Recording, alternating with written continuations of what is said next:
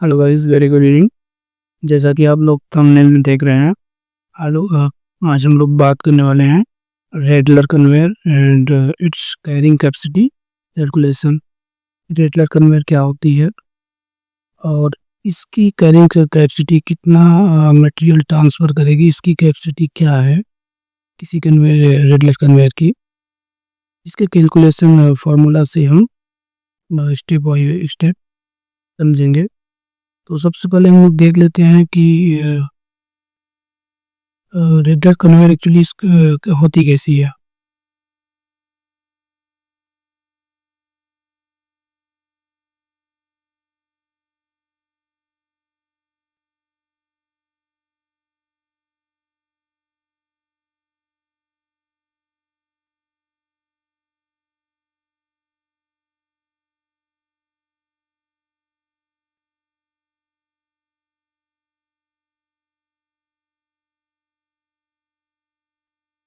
Okay, कुछ इस तरह से इसका डायग्राम होता है जिसमें ये बोल्ट्स बोल्ट्स लगे होते हैं। यहाँ पे इनके बॉक्सेस से ये प्लेट्स कनेक्ट होती हैं।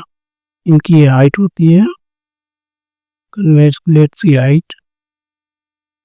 इस तरह से इसकी विड्थ, चौड़ाई, और ये सर्कुलर सर्कमफ्रेंस में घूमते तो इसकी लेंथ कन्वेयर के हेड टू हेड से कैलकुलेट किया जाता है। तो इस तरह से इसका कुछ वेव्स कन्वेयर का था। अब हम लोग देखते हैं डायरेक्टली कैसे कैलकुलेट करते हैं इसको, जिसे Q Q is equal to rho A into B. इस तरह से इस फॉर्मूला की यूज से इसमें क्यू क्या है, इज इक्वल टू मास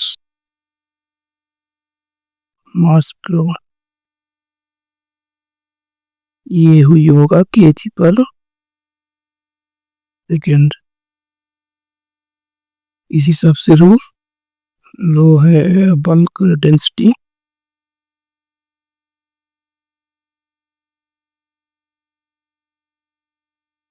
ये होगा केजी पर मीटर क्यूब्स। ये कन्वेयर की cross sectional area,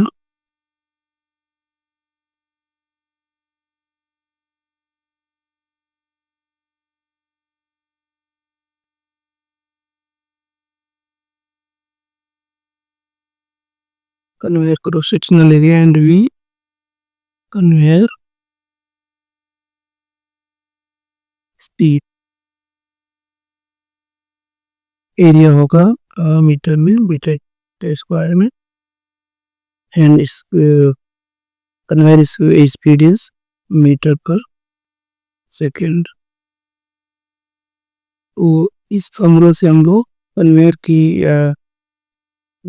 carrying capacity के कैलकुलेशन करते हैं।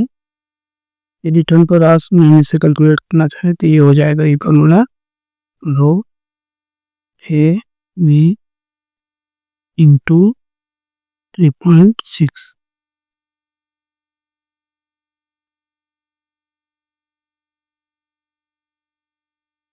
ये हो जाएगा टन पर आवर्स। एक घंटे में कितने टन मटेरियल ट्रांसफर करता है उसी कैपेसिटी को इस तरह से टन पर आवर्स में हम कैलकुलेट कर सकते हैं। आगे हम स्टेप बाय स्टेप देखते हैं, वन बाय वन, कि रो क्या होता है, कैसे इसको किस हिसाब से हम फाइंड आउट कर सकते हैं, इसकी वैल्यू क्या होगी। तो नेक्स्ट हम लोग बात करते हैं वन बाय वन, केजी पर सेकेंड। तो फर्स्ट ऑफ ऑल हम लोग बात करते हैं रो क्या है, बल्क डेंसिटी।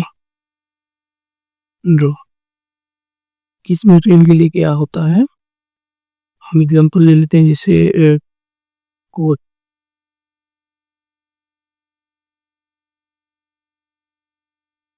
कोट लिए 800 से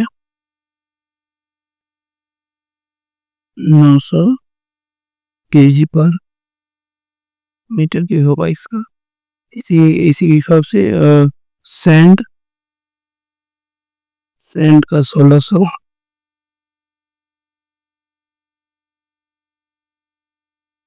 मस्टर्ड सीड, सरसों के दानों का कितना होगा 700,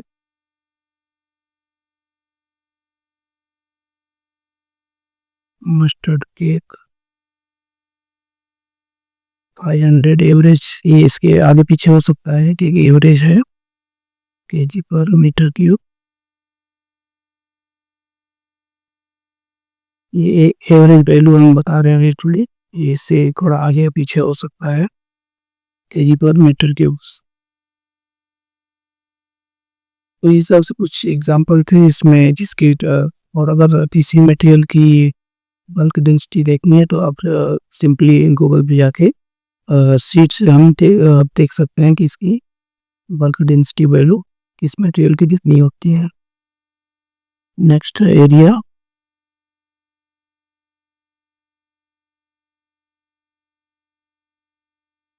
एरिया कैसे निकाल सकते हैं, एक्चुअली एरिया नहीं है ये,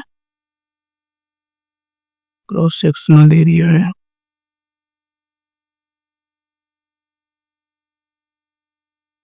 कैसे निकाल सकते हैं क्रॉस सेक्शनल एरिया,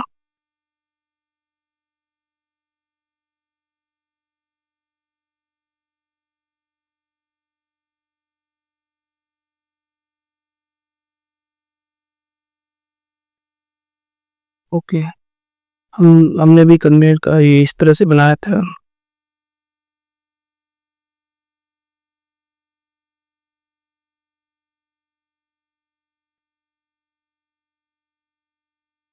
जिसमें हमने दिखाया था ये इसकी हाइट है और ये इसकी ब्रेड्थ। तो एरिया निकालने के लिए सबसे पहले क्या करेंगे, इसकी विड्थ कितनी है और हाइट कितनी, हाइट मीन्स इसको हम फ्लाइट भी बोलते हैं, फ्लाइट मीन्स कितना मटेरियल भर के चल रहा है। तो क्रॉस सेक्शनल एरिया की सिंपली विड्थ इंटू लाइट का मल्टीप्लाई कर देंगे, मीन्स एरिया हो जाएगा W इंटू एच। इस हिसाब से क्रॉस सेक्शनल एरिया हम लोग निकाल लेते हैं। ये हमेशा मीटर मीटर स्क्वायर में होगा या सेंटीमीटर स्क्वायर में निकाल सकते हैं, तो हम लोग अभी कैलकुलेट कर रहे हैं फार्मूला से मीटर स्क्वायर में ही निकालेंगे। नेक्स्ट हम लोग का क्या है, नेक्स्ट कन्वेयर की स्पीड। कन्वेयर स्पीड किस तरह से हम कैलकुलेट कर सकते हैं, ओके हम लोग अभी कन्वेयर स्पीड को कैलकुलेट करते हैं, देखते हैं कन्वेयर की स्पीड कैसे कैलकुलेट कर सकते हैं। Third, conveyor speed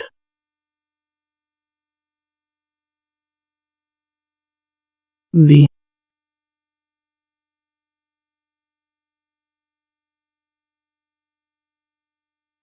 conveyor speed को हम कैसे कैलकुलेट कर सकते हैं, सिंपली ये गियर बॉक्स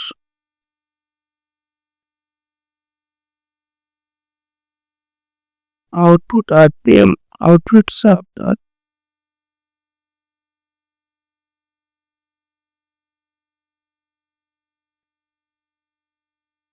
ये सिंपली आपको गियर बॉक्स के नेम प्लेट पे लिखी हुई मिल जाएगी। तो आउटपुट सपोज करते हैं, आउटपुट RPM हमारा 69 है। नेक्स्ट इसको अगर हम डायरेक्टली नहीं देख पा रहे हैं, किसी गाड़ी गियर बॉक्स पे नहीं है, तो हम सिंपली ये कर सकते हैं कि मोटर RPM ले लेंगे, मोटर RPM जितना भी हो, और gear box ratio, gear box की रेशियो कितना है, मान लीजिए कुछ भी A या B है, तो इस हिसाब से हम RPM निकाल सकते हैं। RPM कैसे निकलेगा, ओके यदि हमें नेम प्लेट नहीं दिख पा रहा है कहीं किसी वजह से कारणवश नेम प्लेट नहीं है तो मोटर का आरपीएम सपोज कीजिए 1400 आरपीएम का है। मोटर आरपीएम कहीं पे मिल जाएगा आपको नेम प्लेट से, मोटर के नेम प्लेट से, और या भी स्टैंडर्ड किलोवाट के स्टैंडर्ड के हिसाब से आरपीएम मिल जाएगा मोटर का। तो गियर बॉक्स का रेशियो सपोज कीजिए 2:1 है, एक एग्जांपल लेते हैं। तो इस हिसाब से गियर बॉक्स का आउटलेट आरपीएम कितना हो जाएगा, आउटलेट आरपीएम आउटपुट आरपीएम कितना हो जाएगा, 2:1 है, A equal to 1400 divide by N2। तो N2 कितना हो जाएगा आउटपुट आरपीएम, ये डिवाइड हो जाएगा, सॉरी 700 आरपीएम। इस तरह से आरपीएम हम लोग गियर बॉक्स का आउटपुट का आरपीएम निकाल सकते हैं, या किसी भी तरीके से हो सकते हैं। यदि हम इतना पता हो गया, नेक्स्ट हम देखते हैं कि ड्राइव क्या है। ड्राइव मोस्टली रेगुलर कन्वेयर का ड्राइव जो है ऐसा मोस्टली 99% स्प्रोकेट से ही होती है। कुछ केसेस में पुली लगती है, और रेयर केस में पुली से भी आप उसकी पिच डायमीटर निकाल सकते हैं। हम लोग इस सॉकेट का एक सिंपल एग्जांपल लेते हैं कि सॉकेट जो लगा हुआ है राइट एंड पे, उसका आरपीएम सॉरी टीथ क्या है, number of teeth.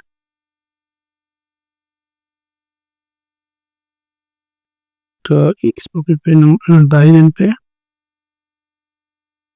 Number of teeth कितना है, मान लीजिए 20, एग्जांपल ले लेते हैं 20 नंबर ऑफ टीथ। और ड्रिवन पे नंबर ऑफ टीथ और ये 40 है। तो हमारा गियर बॉक्स आउट आरपीएम में 69, ड्राइव पे सॉकेट के आरपीएम और number of teeth 20 and driven का 40। तो फाइनल जो कन्वेयर की शाफ्ट होगी उसका आरपीएम कितना होगा, या फिर ड्रिवन स्पॉकेट का आरपीएम कितना होगा, वही हमारा कन्वेयर का आरपीएम हो जाएगा। तो कन्वेयर का आरपीएम कैसे निकाल सकते हैं हम लोग, देखते हैं आगे। किसी देख लेते हैं 20 इंटू 69 मीन्स इस सॉकेट का आरपीएम जो होगा छोटे वाले यानी ड्राइव का, वही जो गियर बॉक्स का आरपीएम होगा शाफ्ट की उसी शाफ्ट पे स्पॉकेट लगा होगा। तो इसका आरपीएम इज इक्वल टू इसका RPM 20 into 20 number of teeth into 69 RPM is equal to 40 number of teeth driven पर इंटू सपोज कीजिए N3 है। तो N3 कितना हो जाएगा, एक पेंसिल ये कर देंगे, कितना आ जाएगा इतना 40.5 आरपीएम। ये हमारा किसका आरपीएम हो गया, कन्वेयर का, कन्वेयर की जो शाफ्ट होगी उसका आरपीएम। अब फाइनली हमको कन्वेयर की जो ड्रिवन स्पॉकेट है उसका आरपीएम मिल चुका है। उसका आरपीएम इज इक्वल टू, क्योंकि वो उसी शाफ्ट पे लगी हुई स्पॉकेट है जो कन्वेयर की शाफ्ट है, कन्वेयर शाफ्ट की आरपीएम जो है सेम होगी। और कन्वेयर की शाफ्ट पे आरपीएम शाफ्ट पे ही दूसरा स्पॉकेट लगा है जो कन्वेयर रेडलर को चलाता है। तो रेडलर शाफ्ट रेडलर स्पॉकेट,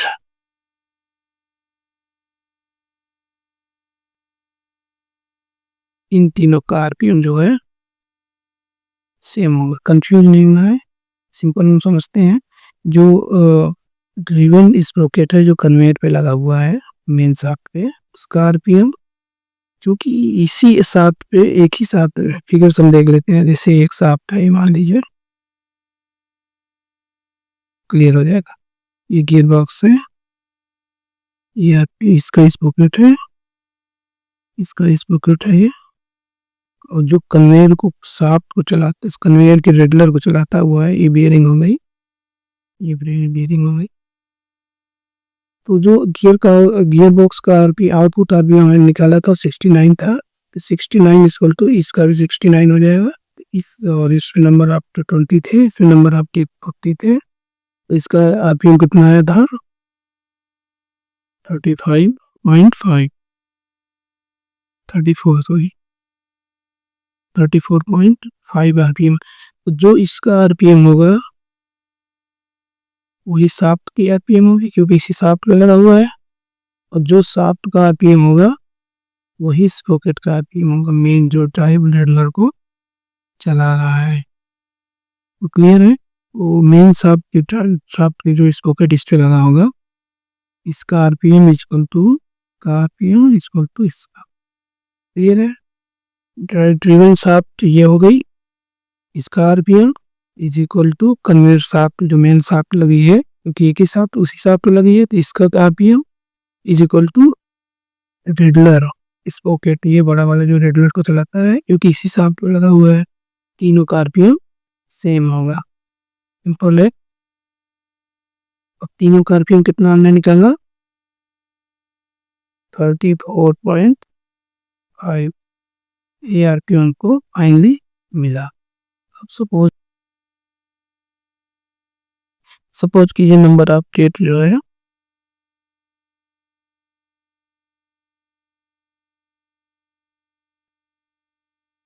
20 है और पीछे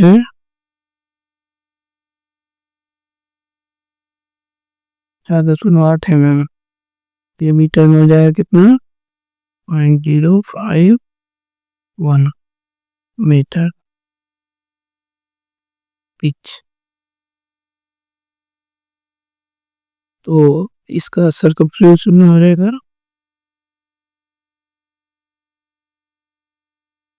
20 इंटू 0.051, तो उसका सर्कमफ्रेंस कितना हुआ 51 यहाँ हो गया 2 इंटू 0.5 2 10 1.02 मीटर, इसका सर्कमफ्रेंस हो गया।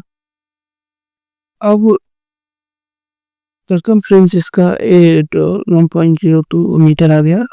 ओके, अब हमारे पास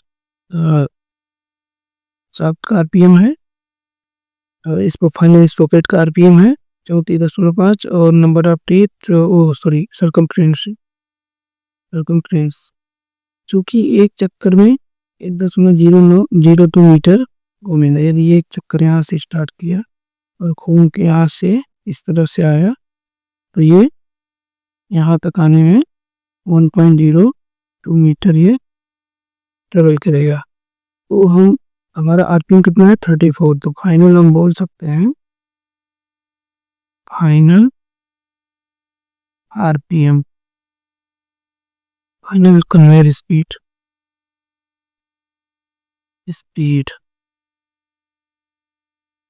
इतना मीटर एक चक्कर में चल रहा है, चूंकि एक चक्कर में इतना मीटर चल रहा है, इसलिए 34 चक्कर में कितना चलेगा 34 आरपीएम में 34.5 इंटू 1.02 इसको मल्टीप्लाई करेंगे तो लगभग वही आएगा। मान सपोज कर लेते हैं 34.8, एक अप्रोक्सीमेट वैल्यू ले लेते हैं, इतना स्पीड होगी मीटर पर सेकेंड,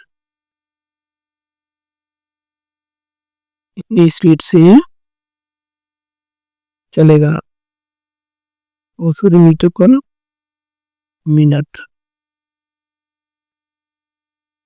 अगर इसी को हम सेकेंड में एक्चुअली पूरी तरह से मल्टीप्लाई कर ही लेते हैं,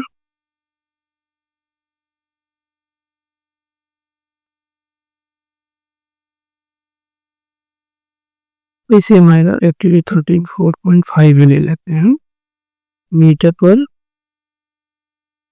मिनट। अब इसको मीटर पर सेकेंड में अगर हम करना चाहें तो डिवाइड कर लेंगे 60 से, तो कितना आ जाएगा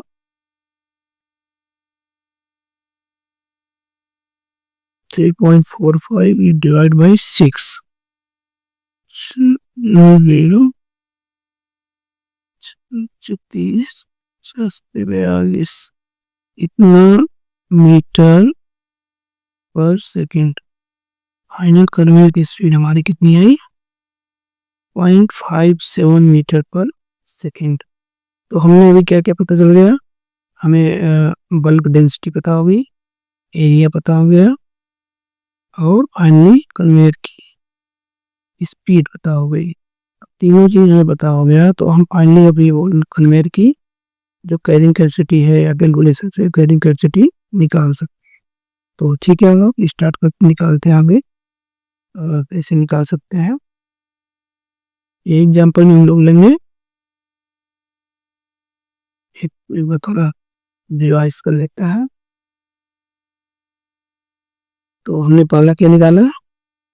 बल्क डेंसिटी। हम इसके लिए लेंगे, सीड के लिए ले लेते हैं और मस्टर्ड सीड। मस्टर्ड सीड के लिए 700 kg पर मीटर क्यूब। दूसरा हमने क्या निकाला? Area, cross sectional area.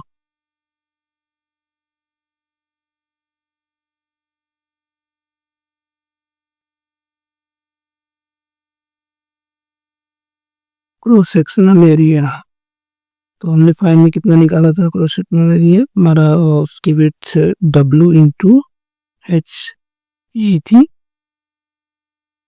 तो सपोज करते हैं 0.5 मीटर इंटू उसकी हाइट कितनी हो जाएगी? 0.04 इंटू, ठीक है ओके। तो कितना हो गया? ये मीटर में लगे, ये सब मीटर में है, मीटर स्क्वायर। तो 0.5 मीटर मीन्स आधा मीटर 500 mm और ये 0.04 मीन्स 40 mm उसकी हाइट। तो फाइनली कितना हो जाए? 0.20 मीटर स्क्वायर। एरिया हमको निकल आ गया हमारा। और क्या हमने निकाला? Velocity, conveyor speed.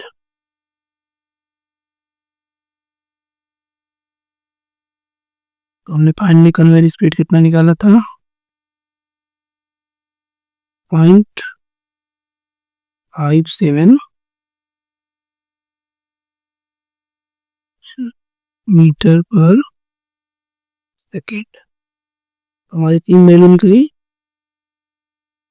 First bulk density, secondary square area, cross sectional area and इस कन्वेयर स्पीड। तो जो स्टैंडर्ड होता है Q equal to rho 700 into A 0.02 and V 0.57। अब इसको मल्टीप्लाई कर दीजिए और जो भी आएगा वो kg पर सेकेंड, किलो पर सेकेंड में आ जाएगा। तो हम लोग देखते हैं 7 इंटू ये हो जाएगा 2 इंटू इसका 2 पॉइंट हटा देंगे तो हो जाएगा 2 इंटू 5.7 14 इंटू 5. फाइनली हमारा ये कन्वे कैलकुलेट करते हैं तो कितना आ जाता है? 81.8।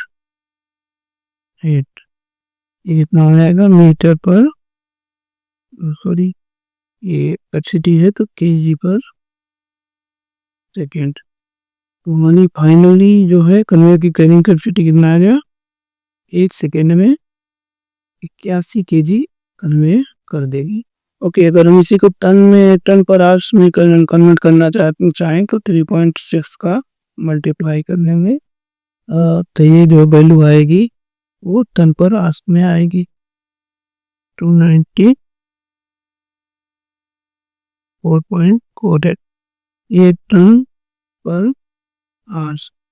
इस हिसाब से हम इस तरह से कन्वेयर की कैरिंग कैपेसिटी जो है कैलकुलेट कर लेते हैं। तो आई थिंक ये सब कुछ समझ में आया होगा। इसमें कुछ सिंपल, ज़्यादा कुछ ट्रिकी है नहीं। जस्ट हमको कैलकुलेट करके ये हमें इस सीट से मिल जाएगा, गूगल सीट से एरिया कैलकुलेट कर लीजिएगा।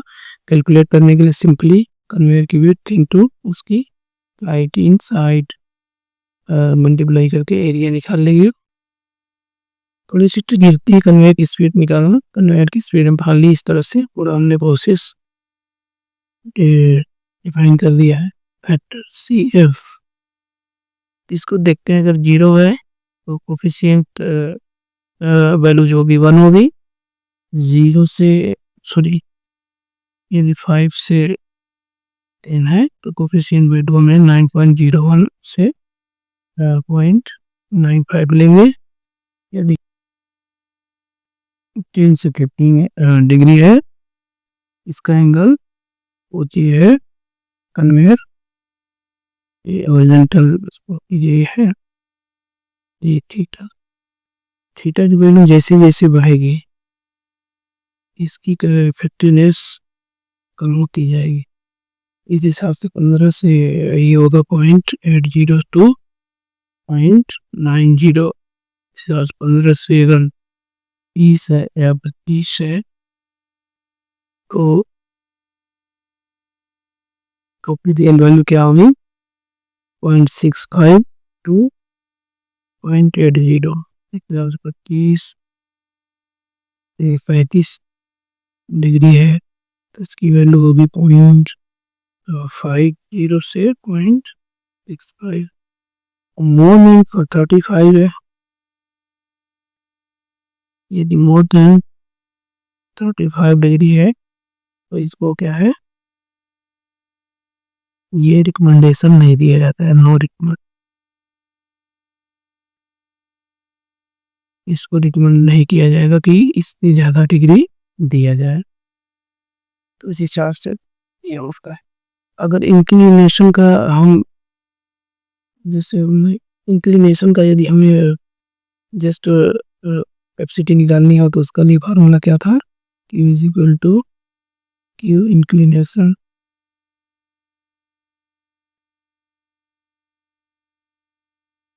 Is equal to Q horizontal into C F. ये फार्मूला लगेगा इंक्लाइंड कन्वेयर की कैपेसिटी, कैरिंग कैपेसिटी निकालने के लिए। सपोज कीजिए कि इंक्लाइन कितना आएगा, कि हॉरिजॉन्टल कितना आया था हमारा 294.48। अब इंक्लिनेशन निकल सपोज कीजिए 10 ले रहे हैं, 10 होगा, 0 फिर 1 होगा। सपोज कीजिए 10 है, 10 के लिए हमारा क्या होगा इनकी और इंक्लिनेशन कोफिशिएंट वैल्यू क्या होगा, करेक्शन फैक्टर्स 0.95, तो इसे मल्टीप्लाई कर लीजिए, जितना आएगा ये हार्स में वैल्यू आ जाए। स्टैंडर्ड फॉर्मूला एक एडजस्टेबल,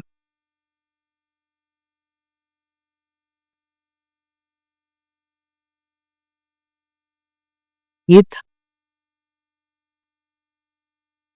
इंक्लिनेशन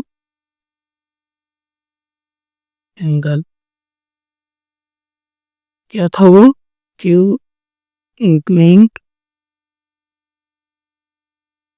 रो फिजिबल्स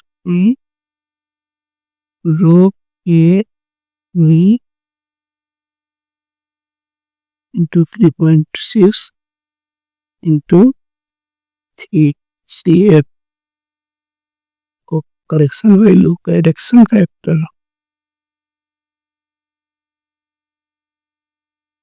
या फिर Q horizontal into correction factor Q inclined, दूसरा ये हमारा ये फार्मूला टन पर आवर्स में। तो ये दोनों फार्मूले तो सिंपली लगा करके हम सिंपली अप्लाई करके फार्मूला कन्वेयर किसी रेगुलर टाइप कन्वेयर की कैरिंग कैपेसिटी कैलकुलेट कैसे कैसे कैलकुलेट किया जाता है, बिग एग्जाम्पल हमने आपको। तो आगे हम तो बस पढ़ते रहिए, सीखते रहिए, क्योंकि कंटिन्यूअस लर्निंग ही आपको परफेक्ट बनाएगी। Thank you very much.